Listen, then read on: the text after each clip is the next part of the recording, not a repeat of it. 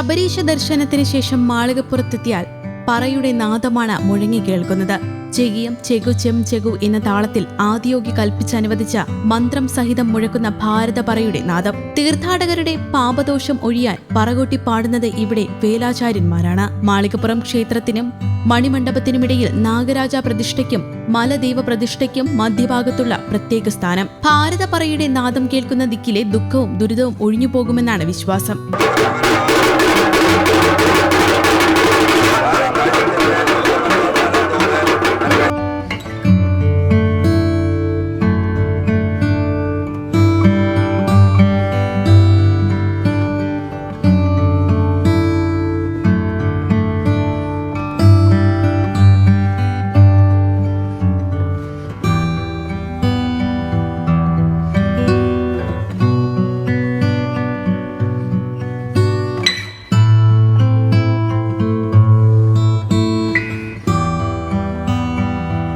അയ്യപ്പന്റെ ശത്രുദോഷം പറകൊട്ടിപ്പാട്ടിലൂടെ അകറ്റിയതോടെയാണ് വേലാചാര്യന്മാർക്ക് ശബരിമലയിലും സ്ഥാനം ലഭിച്ചതെന്നാണ് ഐതിഹ്യം. പന്തളത്ത് വസിച്ചിരുന്ന കാലത്ത് അയ്യപ്പനേറ്റ ശത്രുദോഷം തീർക്കാൻ വൈദികരും മന്ത്രികരും പരിശ്രമിച്ചിട്ടും സാധിച്ചില്ല. വേലാചാര്യന്മാർക്ക് മാത്രമേ അയ്യപ്പനെ രക്ഷിക്കാൻ കഴിയൂവെന്ന പരമശിവൻ അരുളി. ദേവന്മാർ വേലന്മാരെ അന്വേഷിച്ചിട്ടും കണ്ടെത്താൻ കഴിഞ്ഞില്ല. തുടർന്ന് പരമേശ്വരനും പാർവതി ദേവിയും വേലനും വേലത്തിയുമായി വേഷം ധരിച്ച് ഭഗവാന്റെ ശത്രുദോഷം പറകൊട്ടിപ്പാടി ഒഴിപ്പിച്ചു.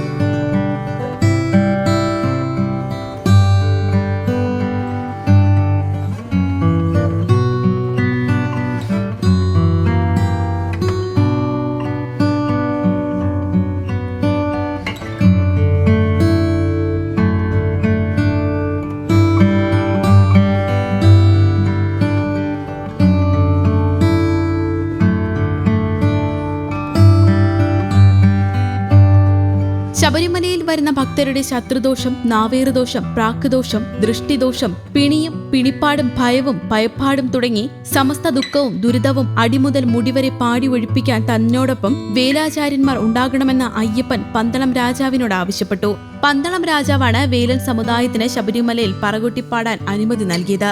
ശിവനെ അടവീശ്വരനായാണ് വേലൻ സമുദായം പൂജിക്കുന്നത്. വേലന്മാർ ശംഖ്, പറ, തുടി എന്നിവ മുഴക്കാണ് പാടാറുള്ളത്. ശബരിമലയിൽ പറയാണ് ഉപയോഗിക്കുന്നത്. മന്ത്രം സഹിതം പറകൊട്ടിപ്പാടി മൂർധാവിലും നെറ്റിയിലും ഭസ്മം അണിയിക്കുന്നതോടെ അതുവരെ ഉണ്ടായിട്ടുള്ള എല്ലാവിധ ദോഷങ്ങളും പരിഹരിക്കപ്പെടുമെന്നാണ് വിശ്വാസം. ഈ വിശ്വാസത്തിന്റെ ശക്തിയാണ് ഇവിടെ എത്തുന്ന ഭക്തജനങ്ങളുടെ തിരക്കം സൂചിപ്പിക്കുന്നത്.